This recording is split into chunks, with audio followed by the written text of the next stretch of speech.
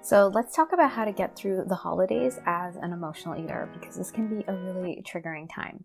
So if you're new here, welcome. My name is Michelle. I'm a certified holistic nutritionist specializing in emotional eating.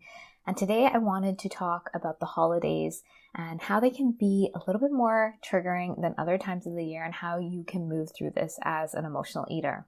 So what I find with a lot of clients is that the holidays, any get-togethers, gatherings can be a triggering time. You're around more people, you're around family, you might be given advice or told things that don't feel good to you.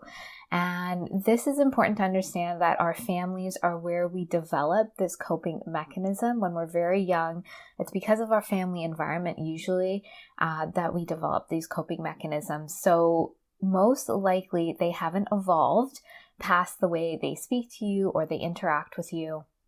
And it's up to you to really be proactive about how you're going to move through the holidays when you're an emotional eater. And so this is something that is really important. And it's not that you start the holidays and you go to dinner and you're going to work on your emotional eating. This is something you have to start working on before so you can start seeing your triggers and your patterns around your family. And so I want to share with you an example of a client that I worked with and how we were able to get her through the holidays as they were really triggering. She had family members that would comment on her body, would say really not kind things to her, and that would trigger her and want her to emotionally eat, want her to hide. And so we worked on this leading up to these holidays, and she was able to move through them more successfully and get to the other side. So how did we do that? Well, first of all, she started to work on her emotional eating pattern before the holidays even started.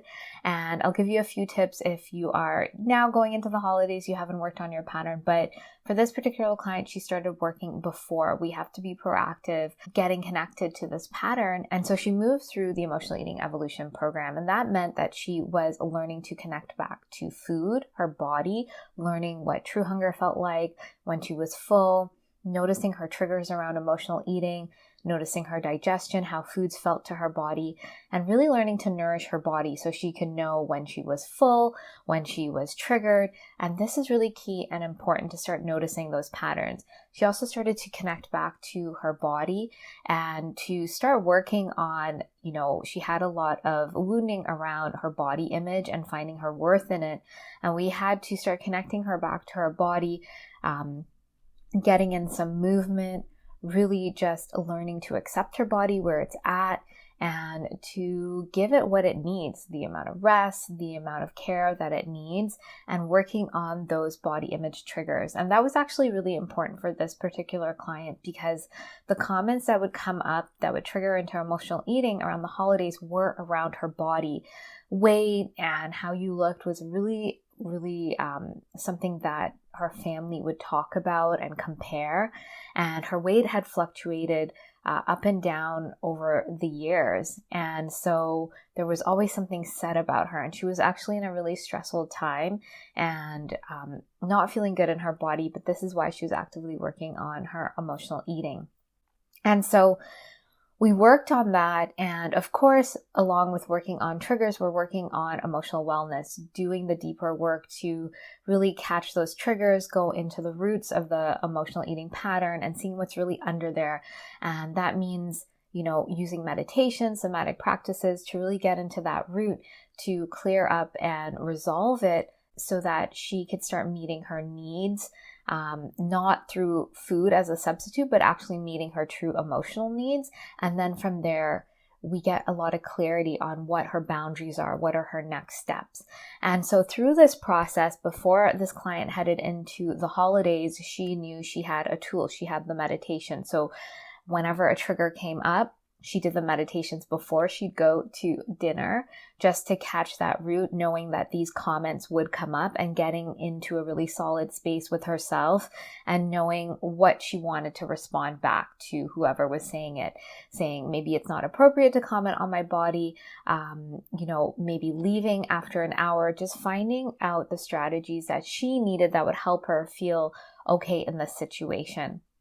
And so that's what we did. And that's when we do this work, and when I do this work with clients during this time, because they've created that foundation of how food feels in their body, they become more and more aware of their triggers, and they have the tools outside of just doing a session, a somatic session with me. They have the meditations to use to get to the root and to start creating that safety within themselves, that solid foundation within themselves, so that they know that they might be triggered. And if they are, they can do the meditations before, they can do them after. And that helps to start repattern the emotional eating. And you start advocating for yourself and speaking up for your needs from a really clear space, not out of a you're hurting me space. It's like, no, I don't want you to speak about me that way. I don't want you to comment on me that way. And actually having the bravery to say the things you need to say, and to maybe bring the foods you need to bring, or eat the amount you need to eat, and not feeling shame into being a certain way. And so this client was able to move through the holidays in a much more confident and easeful way. She was able to advocate for herself. And after she finished the program, because she went through this is the crunch period around the holidays, around Christmas, is a lot of times that people, they get triggered, they fall into old habits. And then that's why January is such a popular time to get back on the diet, to get back on the health journey, because you've fallen so far away. With my clients, that's not what's happening. We are doing the work before, so that there is no, oh my God, I'm starting in January. This is a sustainable change. This is a lifestyle.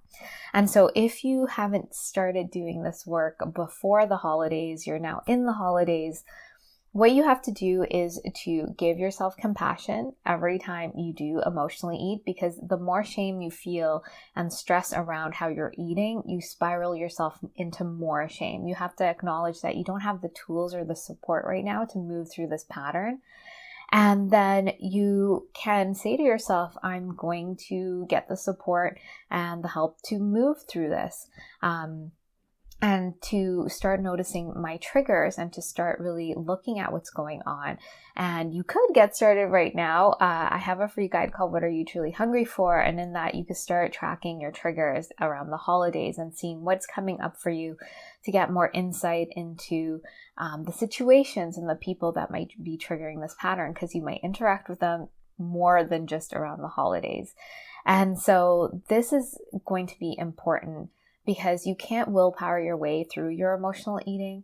You have to start really getting into the deeper core root of what's been creating this pattern. And when you get into the root in the body, in the subconscious, and start shifting it there, that's where you can make that tangible change around the holidays. And you don't have to fall into this sort of quick fix January mentality that doesn't really last. This is a way to create that sustainable change. So it is possible to move through the holidays without being, without emotionally eating, without being, triggered to the point of emotionally eating, and knowing what to do when you are triggered or when these uncomfortable situations come up. And so this has worked for my clients. It's worked for me. The holidays are something, because I've done this work and clients have done this work, I know what I need, the amount of time I can spend in a certain situation, the types of foods that I need. And if I am triggered, it's not that I'm going to go to food. I'm going to go and actually meet my deeper needs and not be taken over by this pattern. So the holidays become a little bit more easeful. And this might lead to you not engaging in so many activities or events over the holidays. You have to find out, when you do this deeper work, you find out what it is that you really need to have a really connected holiday, one that supports you, nourishes you, makes you feel accepted, and makes you feel confidence and ease. So if you want to get started on resolving your emotional eating, the first step that I always give to clients is learning to discern true from emotional hunger and catching your triggers. And so you can start this at any time. I have a free guide called What Are You Truly Hungry For? So you can find the link below. And if you are ready to start resolving your emotional eating in a sustainable way, you can find out more about the Emotional Eating Evolution Program. This is my 12-week container where you are guided step by step through the process of resolving your emotional eating. You have support, you have guidance, you have the step-by-step process, and you're going to learn the tools and understand how your emotional eating pattern works so that you can get to ease and confidence around food and in your body in a sustainable way. So you can find out more at the links below. Thank you so much for watching. Please be sure to like and subscribe. And I look forward to sharing more with you, and I hope you have a great day.